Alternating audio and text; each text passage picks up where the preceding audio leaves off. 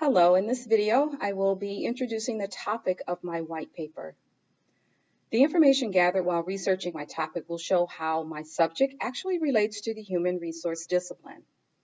I'll also provide my credentials that gives credence to my ability to not only discuss the topic, but to provide a viable solution to the issues.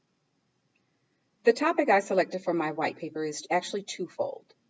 It relates to cultural competence and diversity and inclusion with a focus on the latter.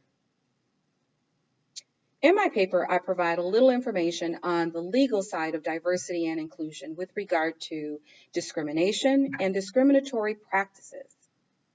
I thought it would be interesting to share that there were two well-known companies that were found to have violated laws that prohibit discrimination, and in 2018, these companies had to pay a settlement to those victims.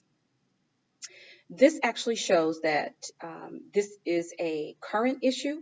It is an issue that has been a problem in the past, which means and suggests that as leaders, we need to find ways to fix this issue. And I believe that fixing the issue starts with understanding differences, diversity and inclusion, cultural competence, leadership, all of those things together. Now, when it comes to diversity and inclusion, you might be surprised that even now there are some leaders that believe that diversity equates to inclusion.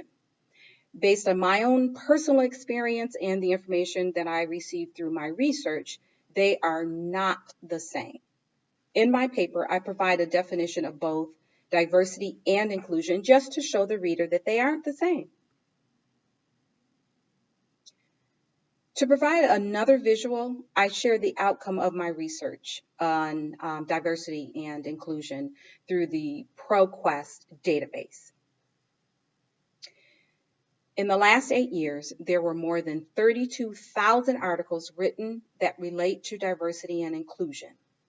So what's the big deal? 32,000, okay?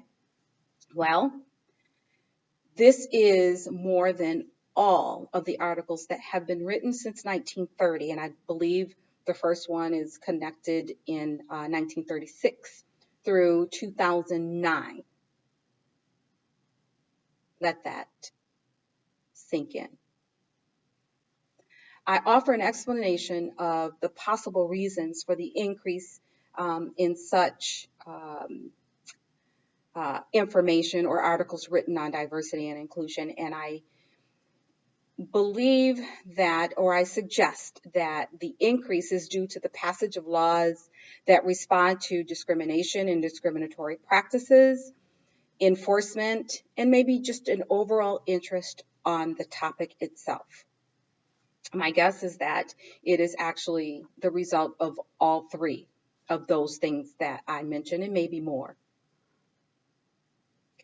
I highlight the leader's role because leaders play a vital role in enhancing cultural competence in our organizations.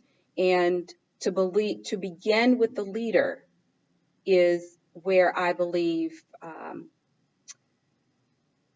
the solution to the problem begins. In that section of my white paper, I thought it was necessary to highlight the difference between leader and leadership. Leader is singular, while leadership is plural. My resolution to the problem is through training, and that training begins with the leaders, which then spread to leadership. I focus on the inclusive leader who actually creates growth within their organizations. So as I concluded in my paper, I introduced two theories that I think fit well with the problem and the solution. And those theories relate to leadership and self-efficacy. Finally, how do I believe that I'm qualified to not only discuss the issues in today's workplace, but also to provide a solution? Well, I believe that I'm qualified because I hold a master's in leadership and development and a master's in business administration. I am currently earning my doctorate's degree in educational leadership and development, and that together qualifies me to not only discuss the issues in today's workplace, but to also offer a solution. Thank you.